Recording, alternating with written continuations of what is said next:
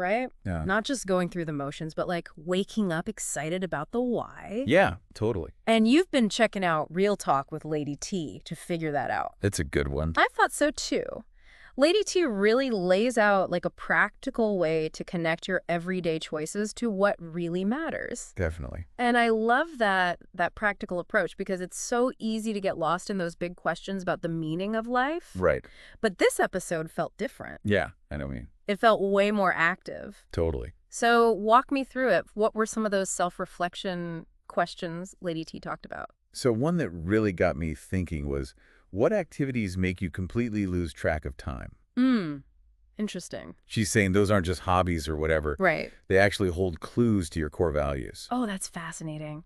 Because we often write off the things we really enjoy as just guilty pleasures. Yeah. Or we tell ourselves, that's not real work. But if it lights you up inside, there's got to be something deeper there, right? Absolutely. It's like those activities that kind of tap into this flow state where you're just totally absorbed in the moment. Okay. And that's a huge sign that you're in alignment with your true self. I like that. Yeah. So let's say you've done the self-reflection, you've figured out some of those core values. How do you actually turn those into goals, and make yourself take action? Well, Lady T, she actually warns against getting too caught up in rigid goal setting.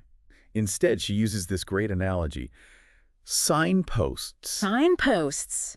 Okay, now I got to know more. All right, so picture yourself on a road trip. You have a destination in mind, but the journey itself is important too, right? Right.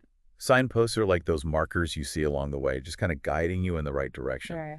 So instead of obsessing over this massive goal, you focus on smaller steps, actionable things you can do that match up with your values. So it's like breaking down those big, overwhelming goals into smaller, more manageable ones. Yeah, exactly. I like it. So, for example, say writing is your passion and creativity is a core value for you. Okay. Your signpost could be as simple as, I'm going to write for 30 minutes every day, I love that. even if it's just journaling or free writing, Yeah. Because sometimes even getting started can feel impossible. Right. But 30 minutes, you can always find 30 minutes. Exactly. Another thing that stood out to me from this episode was that whole idea of a vision board. Yes. A classic, and for good reason. But the Lady T, she gave it this fresh perspective, Totally. She talked about how surrounding yourself with these visual reminders of your goals, it actually uses the power of your subconscious mind. It's true. Okay, now that is really interesting. How does she connect vision boards to the subconscious? It's all about intention and visualization. When you create a visual for your goals, pictures, quotes, even actual objects, it's like you're sending a message to your subconscious about what you want to bring into your life. So it's almost like planting seeds, but in your mind, and then helping them grow by what you do. Yes. Those little reminders keep you focused. Exactly. It's a powerful tool, getting your actions to match up with your dreams. And what's really cool is that Lady T, she doesn't shy away from the fact that going after a purpose-driven life, it isn't always easy. Oh, for sure. You're going to hit bumps in the road, setbacks. Totally. But that's where it gets really interesting. Okay, let's talk about that, because we all deal with setbacks, right? How does Lady T say we should handle those challenges? Well, she's all about self-compassion, especially when you're going through a rough patch. So true. It's like we're programmed to be our own worst critics. Oh, You'd never put a friend down for messing up while they're chasing a goal, bigly. but we do it to ourselves all the time. Totally. And that's what I loved about her advice. Yeah. She says we need to treat ourselves with the same kindness that we'd give a friend. Right. If they were going through the same thing. So instead of beating ourselves up over setbacks, we should see them as a chance to learn and grow. Exactly. It's about changing your mindset, Okay. going from, ugh, I messed up to, okay, what did I learn from that? I like that. It's about embracing what she calls a growth mindset. Okay, a growth mindset. Which is like believing that your abilities, your intelligence, they aren't fixed. Right. You can actually develop them through effort, through learning new things.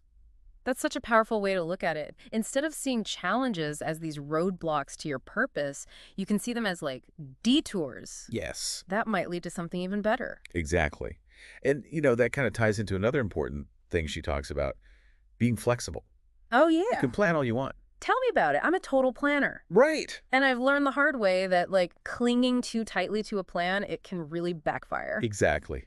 Life rarely goes according to plan, right? Never. Lady T, she's all about being open to changing course as you go. Embrace those unexpected things, Yeah. with curiosity Mhm. and a willingness to learn.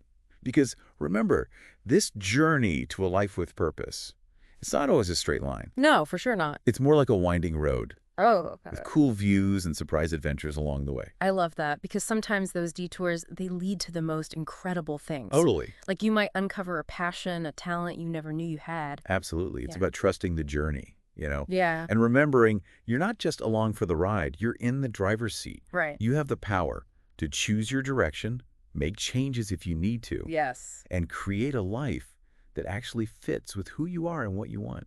So we talked about self-reflection, figuring out your core values, setting signposts, not those rigid goals. We covered vision boards, that whole subconscious thing. And we even talked about dealing with setbacks, with kindness towards ourselves. What else did Lady T share about creating a life you love? Well, she ended on this really inspiring note, about actually taking action. It's Yeah. one thing to daydream about living with purpose, Right. but actually doing it. Totally. Sometimes that very first step is the hardest. It can feel like a lot. But Lady T, she reminds us that it doesn't have to be this huge life-altering thing, you know? You don't Mhm. have to, like, immediately quit your job and sell all your stuff and go live on a deserted island. Uh-huh.